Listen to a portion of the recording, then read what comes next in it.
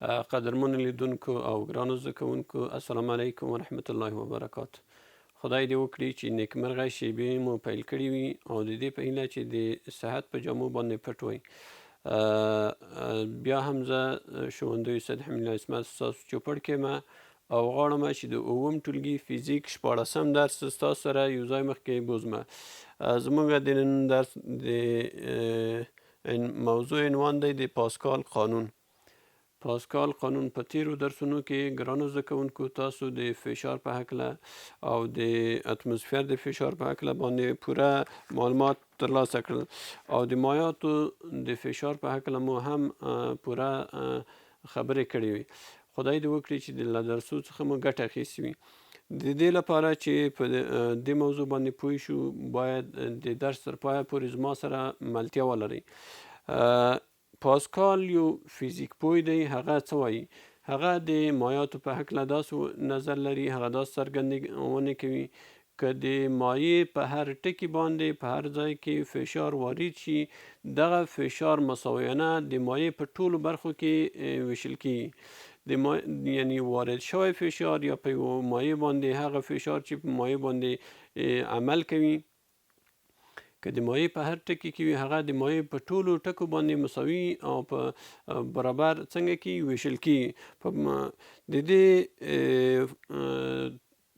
قانون د څېړنې او تحقیق لپاره کولی شو چې موږ تاسو د ډېرو ساده وسایلو څخه ګټه واخلو او دغه قانون څنګه وڅېړو. که چېرته موږ تاسو یو دانه پلاستیک ولرو ګرانو زده کوونکو د فعالیت تاسو په کورونو کې هم ترسره کولی شئ. په پلاستیک کې مې اوبه اچولي دي او د تار په مرسته مو دا څنګه خوله مې تړلې ده. که د تار آهسته آهسته موږ ښکته راولو یعنې د مایع په سطح باندې فشار وارد کړو یا دا وڅرخولی شو تر څو چې په مایع باندې فشار وارد شي. دغه فشار چې دلته واردي دا د مایع په ټولو ټکو کې مساویانه عمل کوي. یعنې د مایع فشار په ټولو ټکي کې په مساوي ډول باندې عمل کوي چې دا د پاسکال د قانون اصل دی. که چېرته اوس د مایع په بهرنۍ په پورتنۍ برخه باندې زه فشار وارد کړم دغه فشار د مایع په ټولو برخو باندې په مساوي ډول باندې تقسیمي یا ویشل کیږي. د دې لپاره چې دا قانون موږ وڅېړو او قانون تحقیق کړو دغه پلاستیک زه د ستنې یا سنجاق په واسطه سره سوری کوم، په څو مختلفو برخو کې سوری کوم او تاسو یې خپله فشار باید خپله ووینئ. تاسو وګورئ چې فشار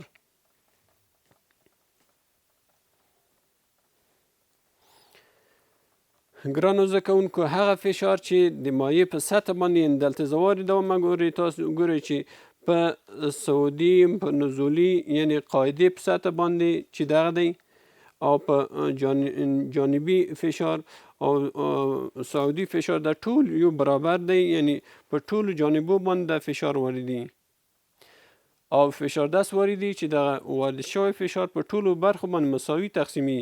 تاسو ګورئ چې د ټولو برخو څخه په یو ډول باندې اوبه فواره کوي یا اوبه وځي. یعنی د ټولو فشار څنګه دی؟ برابر او مساوي دی. که د قاعدې فشار دی که د جانبینو فشار دی ټول څنګه دی؟ په مساوي توګه باندې عمل کوي. د دې لپاره چې په موضوع باندې ښه حاکمیت پیدا کړئ دغه تجربه دغه فعالیت باید تاسو په خپلو کورونو کې هم ترسره کړئ او د مثبته پایله لاسته راوړئ. راځو د پاسکال قانون چې د کتاب په اووه پاڼه کې د دې تشریح شوې ده هغه غواړي دې ته د اوبو شکنجه یو هم ویلې ده د اوبو یعنې قیدول د اوبو باندې فشار واردول. که تاسو کتاب ته پاملرنه وکړئ ستاسو کتاب کې داسې یو تصویر شتون لري. دا تصویر دا یو پیستون دی چې دغه پیستون یې قطر یې کم دی او د دوهم پیستون قطر لوی دی. یعنې د یو پیستون څنګه دی قطر یې کم دی وړ دی او دوه پیستون څنګه دی ترې لوی دی. همدا د اوبو څخه ډک شوی دی. اوبه په دې باندې د اوبو په مرسته باندې دا کار کوي. شکنجه آبي یا د اوبو شکنجه کول همدغه پورې اړه لري. هغه دا چې که د ای یو پیستون باندې قوه وارده شي، تاسو هغه شخص وینئ چې قوه پرې واردوي، هغه فشار فورا په ای دوه په سطح باندې هم څنګه کې واردي او عمل کوي.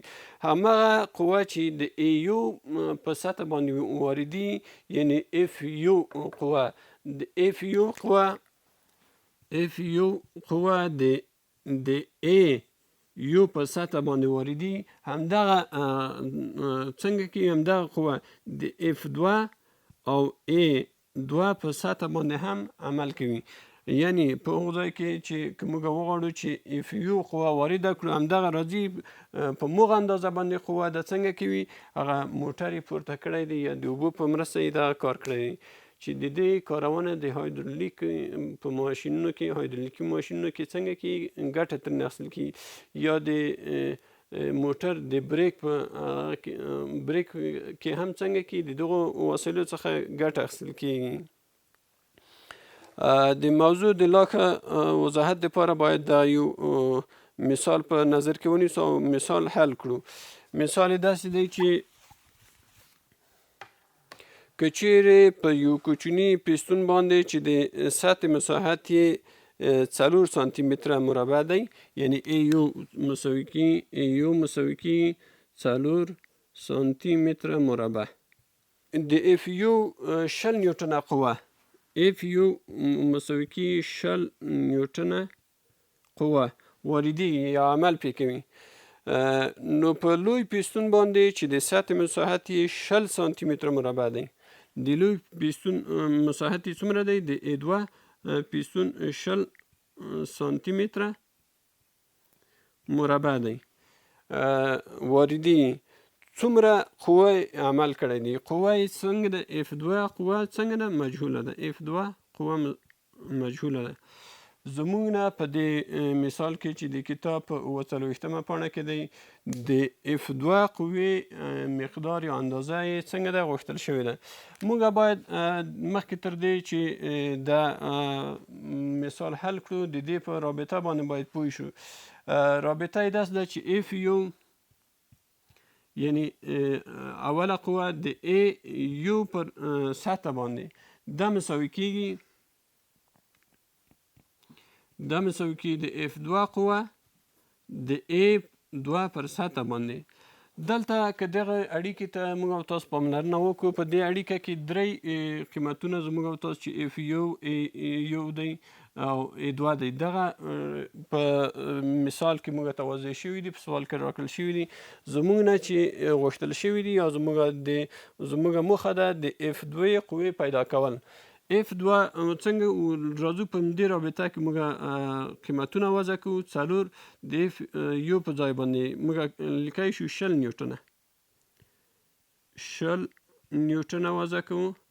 راځو د ای یو سطح څومره ده؟ 4 سانتي متر. د یو قیمت 4 سانتي متره مربع، 4 سانتي متره مربع دی، مساوي اف دوه خپله مجهول دی چې موږ نه غوښتل شوی دی، قیمت باید پیدا کړو. د ای دوه قیمت هم موږ ته راکړل شوی دی 20 سانتي متره مربع. 20 سانتي متره مربع.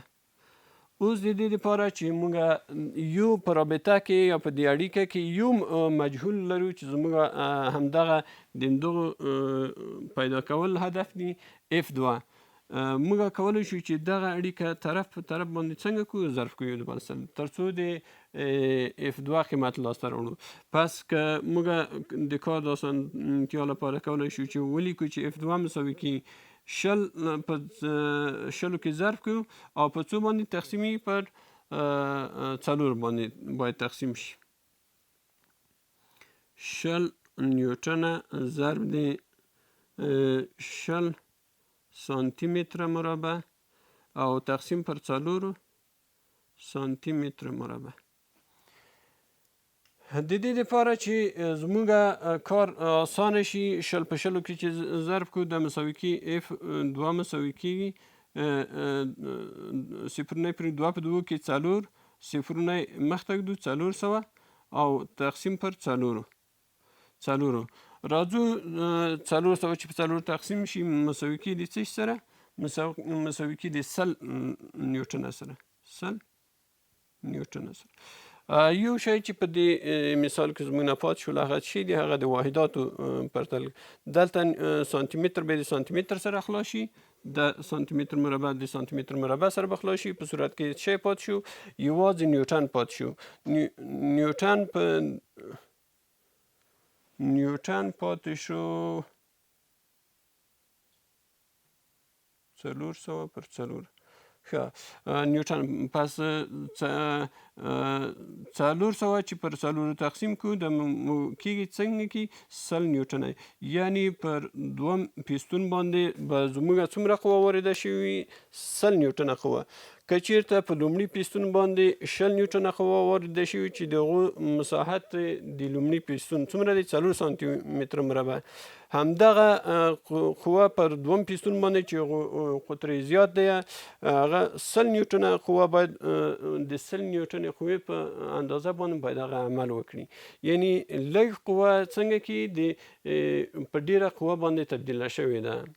خدای دې وکړي چې له دغه درس څخه مو ګټه اخیستې وي او دغسې دې ته ورته مثالونه تاسو په خپل کور کې حل کړئ او دا به ستاسو کورنۍ دنده وي. تر بیا چې ستاسو چوپړ ته حاضر یم تاسو په لوی او بښونکي خدای سپارم ورځ مو نیکمرغه.